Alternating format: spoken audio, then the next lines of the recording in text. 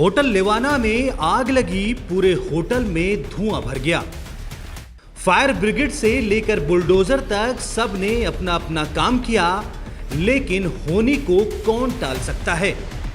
जब तक आग पर काबू पाया जाता कुछ लोगों की जान चली गई।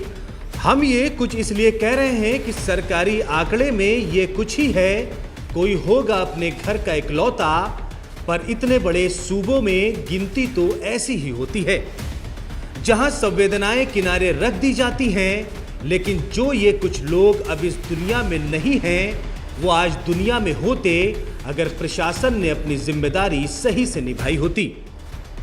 जब कुछ लोगों की जान चली गई तो प्रमुख सचिव गृह संजय प्रसाद ने Lucknow police commissioner SB Shirodkar और लखनऊ मंडल की कमिश्नर रोशन जैकब की एक उच्च स्तरीय कमेटी गठित की, जिसके बाद प्रशासन पूरी तरह एक्टिव हो गया। चंद घंटों में ही लखनऊ मंडल की कमिश्नर रोशन जैकब ने रिपोर्ट प्रस्तुत भी कर दी। रिपोर्ट ऐसी जिसे देखकर पांव तले जमीन खिसक जाए। भ्रष्टाचार की वो कहानी जहां तक सोचने में भी आम आदमी संकोच करे, क्योंकि जिसे लखनऊ के लोग आलीशान होटल समझते रहे उसका नक्शा तक नहीं है। वो पूरी तरह से अवैध है और ये सब अधिकारियों को पता भी था, जिसकी नोटिस भी दी गई थी, लेकिन कार्रवाई नहीं हुई।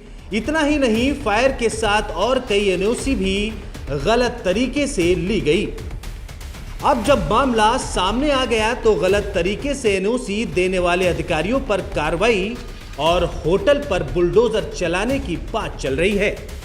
साथ ही होटल के मालिक और मैनेजर को पुलिस ने हिरासत में भी ले लिया है।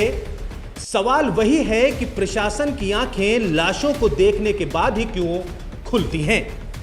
इतने रिहायशी इलाके में बने होटल पर इससे पहले क्या किसी प्रशासन के अधिकारी की नजर नहीं गई होगी? और गई भी होगी तो मामला कैसे सुलझा होगा उसे कहने की जरूरत नहीं है।